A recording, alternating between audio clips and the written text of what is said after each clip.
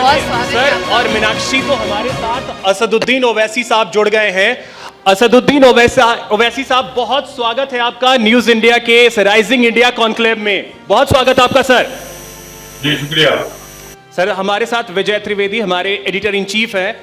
Sir सवालों का सिलसिला शुरू करें।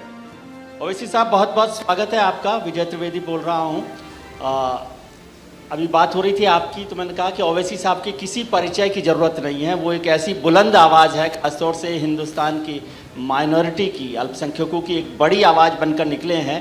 और वो भले ही शुरुआत पे लग रहा था कि अकेले चल रहे हैं, लेकिन उन्होंने कारवा बना लिया है। ये जो अल्पसंख्यकों की राजनीति का एक सिरमौर आजकल आपको माने जाने लगा है। हिंदुस्तान में इस समय पूरी राजनीति का पॉलिटिकल पैराडाइम बदल गया है। जब बहुत सारी सेक्युलर पार्टीज़ थी जो माइनॉरिटीज़ की राजनीति को चला रही थी, उन सबको पीछे करके, पीछे धकेल कर अब जो नाम आया है माइनॉरिटी में वो है असदुद्दीन ओवैसी का। ये बदलाव कैसे हुआ जब पॉलिटिकल पैराडाइम बदल गया हिंदुस्तान का? तब नहीं, मैं सबसे पहले तो आपके इस बहुत मोहब्बत भरे अल्फाज का शुक्रिया अदा करता हूं। मगर सच्चाई ये है कि मैं अल्पसंख्यक समाज का चेहरा नहीं हूं और ना कभी बनूंगा। मेरा मकसद एक ही है कि भारत की राजनीति में जो हमारे बुजुर्गों ने जिस बात का जिक्र किया था कि हमारी जमहूरियत, हमारी लोकतंत्र एक रिप्रेजेंटेटिव फॉर्म ऑफ डेमोक्रेसी होगी, तो उसमें अगर आप देखेंगे तो ना पॉलिटिकली रिप्रेजेंटेशन अल्पसंख्यक समाज मुसलमान को मिलता है, ना सोशली उनका कोई अहमियत है, ना एजुकेशन में उनसे कोई इंसाफ होता है। तो इसलिए बहुत जरूरी है कि भारत की राजनीति को, भारत की डेमोक्रेसी को, लोकशाही को मजबूत करने के लिए हर समाज का, हर कास्ट का एक रिप्रेजेंटेशन होना जरूरी है। जो बदबख्ती की बात यह है कि ये सिर्फ 2014 से नहीं शुरू हुआ, बल्कि ये पहले से ही आप देख रहे हैं कि अल्पसंख्यक समाज से जो इंसाफ होना था वो नहीं हुआ। तो इसीलिए ये मुद्दे हैं जिसको उठाने की कोशिश कर रहे हैं। इससे हमारे मुल्क मजबूत होगा और जो जिसको अंग्रेजी में कहते हैं जिसके पास पिसिफेरस टेंडेंसीज हैं उनको हम कंट्रोल कर पाएंगे। तो यही मकसद के तहत हम जिद्दोजहद कर रहे हैं। अब देखिए कामयाबी कितनी मिलेगी नहीं मिलेगी ये तो जनता और अल्लाह जानता है, मगर कोशिश करना हमारे हाथ में है। और इसका सेहरा पूरा जाता है हमारे पार्टी के तमाम जिम्मेदारों का जो पर्दे के पीछे और जमीन पर रहकर खामोशी से, बड़ी इखलास से मेहनत कर रहे हैं। सर आपने जिस बात का जिक्र किया वो बेहतरीन बात है कि हिंदुस्तान की राजनीति पिछले 70 साल में, 75 साल में कहा गया कि अपीजमेंट की राजनीति चलती रही है। और जिन लोगों ने अपीजमेंट के भरोसे पूरी राजनीति को किया, अल्पसंख्यकों की नुमाइंदगी करने का दावा किया, उनके बदौलत हिंदुस्तान में अल्पसंख्यकों की स्थिति नहीं सुधरी, जिसका जिक्र आप कर रहे हैं। लेकिन सच क्या है? सच यह है कि आप उनको गाली नहीं देते जिन लोगों ने सेकुलरिज्म के नाम पर या अल्पसंख्यकों के अपीजमेंट की राजनीति की। हम उन्हें विलन नहीं मानते हैं। विलन उन्हें मान रहे हैं जो आज पॉलिटिकल पैराडाइम बदलकर दूसरी साइड खड़े हुए हैं। तो क्या ये वक्त है कि इस बात को साफ किया जाए कि जिन लोगों ने 70 साल आगे नहीं बढ़ने दिया उनके साथ खड़े रहना है, या जो लोग आज आपसे अलग खड़े हैं उनके साथ जाना है? देखिए, भारत की राजनीति की एक सच्चाई मैं आपको बता रहा हूं कि जो लोग अपने आप को सेक्युलर और लिबरल बोलते, वो किसी भी किस्म से तैयार नहीं है कि मुस्लिम आइडेंटिटी को, मुसलमानों के वजूद को या मुसलमानों के पॉलिटिकल एम्पावरमेंट को, सोशल एम्पावरमेंट को वो मानते नहीं है। और दूसरी जानिब हम देखते हैं कि भाजपा जो हिंदुत्व की आइडियोलॉजी पे चलती है वो मुसलमानों का एम्पावरमेंट छोड़िए, वो तो मुसलमानों को टिकट भी नहीं देती है। तो जो लोग अपने आप को सेक्युलर और लिबरल बोलते, उनको ये बताना पड़ेगा कि आखिर ये क्या वजह है कि आप तो मुसलमानों का वोट तो लेना चाहते हैं, मगर मुसलमानों को जो उनका जायज मुकाम भारत की राजनीति में मिलना चाहिए आप उनको नहीं देते हैं। तो अब मिसाल के तौर पर सच्चर कमेटी है, सच्चर कमेटी में 72 से ज्यादा रिकमेंडेशंस थे। कितने 10 साल के यूपीए की हुकूमत में उसको पूरा किया गया। आप अब जो लोग अपने आप को सेक्युलर और लिबरल कहते हैं वो हमको बताएं कि गुजरात में आखिरी मर्तबा एक मुसलमान एमपी जीता था 1984 में। अब वहीं पर आप देख लीजिए कि बाबरी मस्जिद का जजमेंट आता है तो किस किस ने वेलकम किया।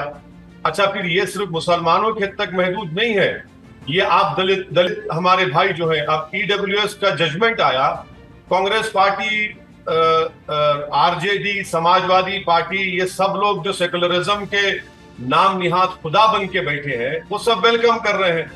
तो आखिरी बात यह है कि आज मौजूदा पॉलिटिक्स जो हो रही है उसमें मेहनत और दौड़ ये हो रही है कि सबसे बड़ा हिंदुत्व की आइडियोलॉजी का चैंपियन कौन है। मैं नरेंद्र मोदी से बड़ा हिंदुत्व का आइडियोलॉजी का लीडर हूं, तो कंपटीशन वो हो रहा है। कंपटीशन ये नहीं हो रहा है कि इंडियन नेशनलिज्म को प्रमोट किया जाए, कंपोजिट कल्चर को मजबूत किया जाए। और अफसोस की बात यह है कि भारत की आजादी के 75 साल का अमृत उत्सव हम मना रहे हैं, पूरे मुजाहिदीन आजादी को बड़े बड़े खराज अकीदत हम पेश कर रहे हैं, मगर उनकी रूह क्या थी, उनकी मेहनत क्या थी, उसको तो हम पूरा खो चुके हैं, उसको हम भुला चुके हैं। तो यकीनन इसमें जिम्मेदारी सब पर आयद होती है।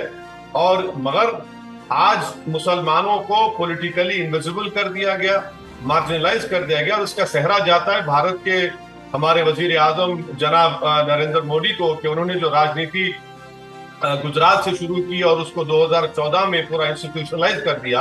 अब सब पॉलिटिकल पार्टी वही करती हैं, वो तो मुसलमान का नाम लेने से कतराते हैं सब पार्टी लोग।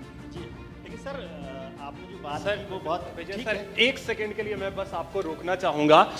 ओवैसी साहब हमारे साथ जुड़े हुए हैं और लगातार वो हमारे साथ बने रहेंगे, लेकिन इस वक्त एक और खास मेहमान हैं, वो हमारे साथ जुड़ रहे हैं। जमीयत उलेमाए हिंद के अध्यक्ष मौलाना महमूद मदनी जी हमारे साथ हैं। मैं चाहूंगा कि वो भी हमारे साथ स्टेज पर आए, हमारे साथ स्टेज पर जुड़े। सर, ठीक है, ठीक है।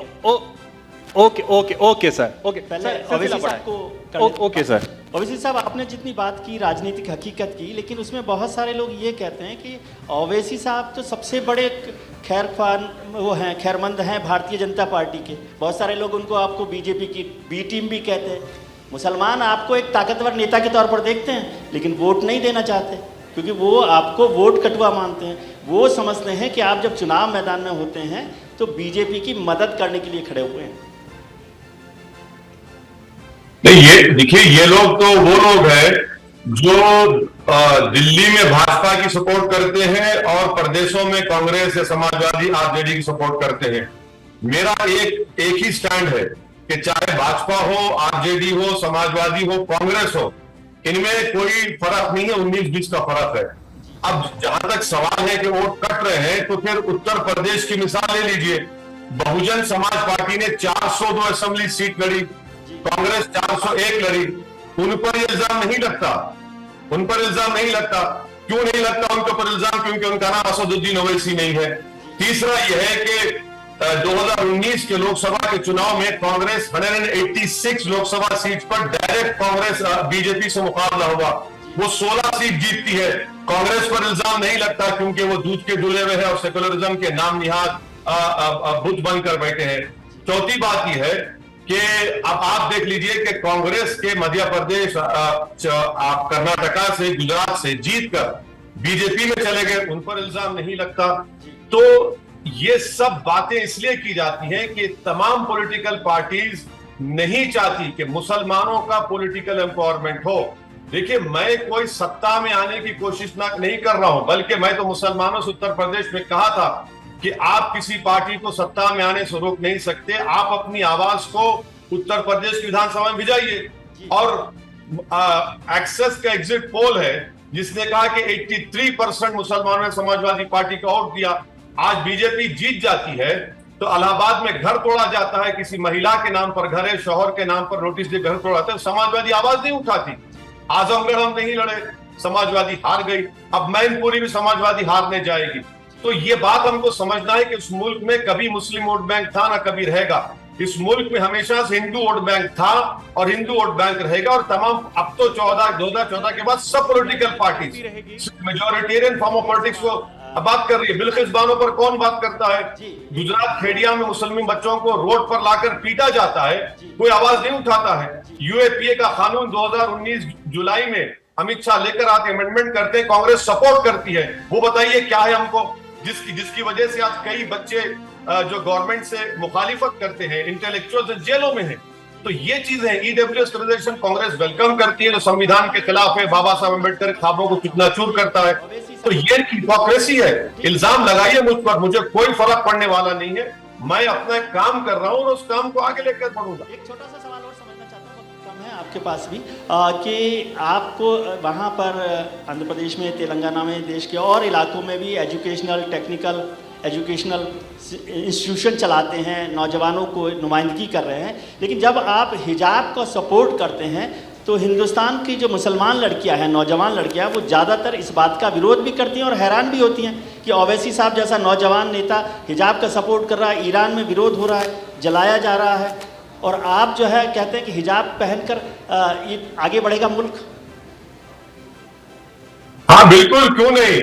जो भारत की जंग आजादी में जिन मुजाहिदीन ने हिस्सा लिया था, मौलाना हुसैन अहमद मदनी, मौलाना शेखुल हिंद, मौलाना महमूद हसन, मौलाना अबुल कलाम आजाद, जौहर बरादरान, अल्लामा फजल हक खैराबादी, ये सब लोग क्या थे? मुस्लिम उलमाए दीन थे, जिन्होंने, सुनिए मेरी बात को, जिन्होंने अपनी जानों को कुर्बान किया। तो इन्होंने क्यों भारत की आजादी में अपना सब कुछ कुर्बान किया? कि हमारी ओवैसी साहब, मैं आपको रोकना चाहूंगा। बहुत शुक्रिया आपका हमारे साथ जुड़ने के लिए। जोरदार तालियां ओवैसी साहब के लिए। मैं चाहूंगा कि यहां तालियां थोड़ी बज जाए ओवैसी साहब के लिए। बहुत शुक्रिया ओवैसी साहब।